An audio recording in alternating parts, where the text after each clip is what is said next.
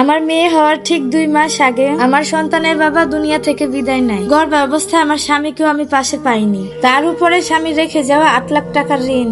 এত টাকার ঋণ আমি কিভাবে শোধ করব? আর আমার সন্তানটাকে কিভাবে তার বাবাকে ছাড়া মানুষ করব? বাচ্চা পৃথিবীতে আসার সময় তার বাবাকে পাশে পাইনি, অথচ 45 দিনের বাচ্চাটা রেখে আমি বাজারে ঘুরে ঘুরে কাপড় বিক্রি করেছি। আমাদের সমাজে কোটি কোটি টাকার মালিক হলেও যার বাবা নেই তার কিন্তু কোনো মূল্য নেই। আমার নাম সাবিহা, আমার বাড়ি নীলফামারীতে, আমার শ্বশুর বাড়ি বাগেরহাটে। আমার স্বামীরা 2 ভাই 3 বোন। আমার শ্বশুর এবং শাশুড়ি অনেক আগেই মারা গিয়েছে। ভাই বোনের দিক থেকে আমার স্বামী ছিল 3 নম্বর। তার আগে 2 জন বোন আছে। আমার শ্বশুরের রেখে যাওয়া বিজনেস আমার হাজবেন্ডই দেখাশোনা করতো। যেহেতু বিজনেসের সব দায়িত্ব আমার হাজবেন্ডের উপরই ছিল, তাই সংসার চালানোর সব দায়িত্ব আমার হাজবেন্ডের উপরই ছিল।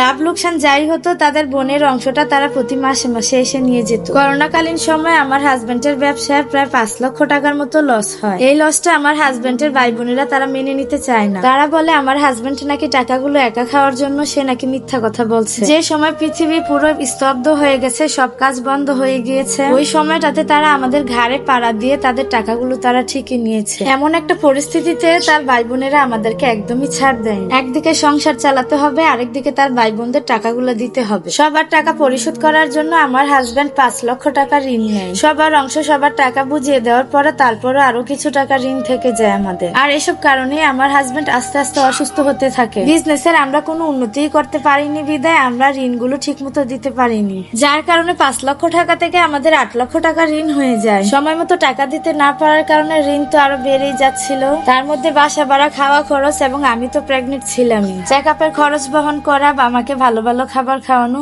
সবকিছু মিলাই আমার হাজবেন্ড খুব চিন্তায় পড়ে যায়। আমি আমার হাজবেন্ডকে যথেষ্ট হেল্প করেছি। আমার বাবার বাড়ি থেকে দেওয়া গহনাগুলো আমি বিক্রি করে দিয়েছি। আমি আমার হাজবেন্ডকে সবসময় বলতাম তুমি এসব নিয়ে এত চিন্তা করবে না, আমার পক্ষে যতটুকু সম্ভব আমি তাকে সাহায্য করব, বাকি সব আল্লাহর উপর ছেড়ে দিলাম। আমি তাকে বলতাম আমাদের যেহেতু একটা নতুন সদস্য আসছে, তাই আমার থেকে বেশি তোমার স্ট্রং থাকা বেশি দরকার, কারণ সে আমার দেখাশোনা করে, সে আমাকে ডক্টরের কাছে নিয়ে যায়। আমার গর্ভ অবস্থায় যখন 8 মাস তখনই আমার হাজবেন্ড স্ট্রোক করে। ওই সময়টাতেও আমার হাজবেন্ডের ভাই বোনেরা তারা আমার কাছে টাকা চাওয়া বন্ধ করেনি। ওই সময়টাতে তারা আমাকে সান্ত্বনা দেওয়ার বদলে তারা আমাকে বরং উল্টো প্রশ্ন করছে তার ভাই কোথায় কি রেখে গেছে সেগুলা যেন আমি তাদের কাছে বলি, আর তার বাবার কি কি সম্পদ আমি আমার নামে করে নিয়েছি। তারা কতটা অমানবিক হলে এরকম প্রশ্ন করতে পারে? তারা আমার বাচ্চাটাকে পর্যন্ত দেখতে আসেনি, অথচ এই মানুষগুলাই একটা সময় আমার হাজবেন্ডকে তারা অনেক বেশি ভালোবাসতো। যেহেতু আমার হাজবেন্ড পুরো পরিবারটা চালাতো, দেখাশোনা করতো, আমার শ্বশুর শাশুড়ি ছিল না বিদায় তারা সবাই আমার বাসা বেশি বেড়াতো, আমার বাসায় এসে দাওয়াত খেত। হসপিটালেও অনেক টাকা আমাদের বিল এসেছিল, কোন রকমের বিলগুলো পরিশোধ করে বাসায় ফিরেছি। এখন আমার বাবার বাড়ির অবস্থাও ঠিক তেমন একটা ভালো না। বিয়ের সময় তারা যতটুকু সম্ভব আমাকে গহনা কিনে দিয়ে দিয়েছিল। বাবার বাড়িতে বসে বসে খাবো সেই অবস্থায়ও ছিলাম না, তাই কোনো উপায় না পেয়ে বাচ্চার বয়স যখন 45 দিন সেদিন থেকে আমার যাত্রা শুরু করলাম। আমার স্বামীর দোকানের সবগুলো মাল আমি বের করেছি, বস্তায় বস্তায় করে আমি বাজারে গিয়ে বিক্রি করে আসতাম। আমার মেয়েটা সিজারে হয়েছিল, আর একজন সিজারিয়ান মাই জানে সিজার করার পর হাঁটাচলা করতে কতটা কষ্ট হয়। আর সেই সময়টাতে আমি 45 দিন পর থেকে বস্তা টানা শুরু করছিলাম। এসব কিছু দেখেও আমার হাজবেন্ডের ভাই বোনেরা আমার প্রতি একটুকু তাদের মন নরম হয়নি, বরং তারা আরো বলছিল আমার যেহেতু মেয়ে হয়েছে আমার হাজবেন্ডের কোনো সম্পত্তি আমি বা আমার মেয়ে কেউই পাবো না। তখন আমি চিন্তা করছিলাম 8 লক্ষ টাকার ঋণ আমি কিভাবে পরিশোধ করব।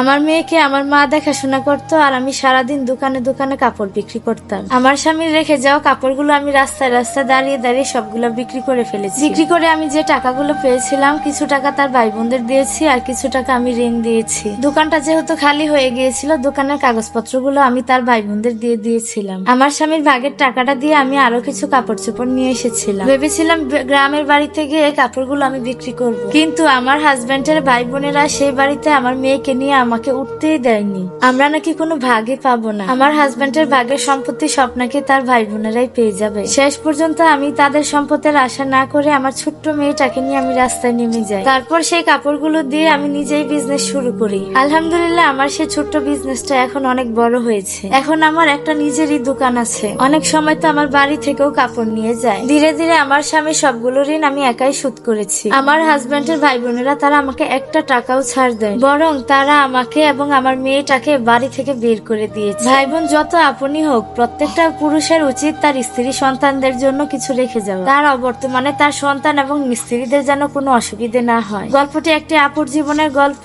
এরকম গল্প আরো শুনতে চাইলে পেজটি ফলো দিয়ে রাখুন এবং আপনাদের গল্প আমার সাথে শেয়ার করতে পারেন। সবাই ভালো থাকেন। আল্লাহ হাফেজ।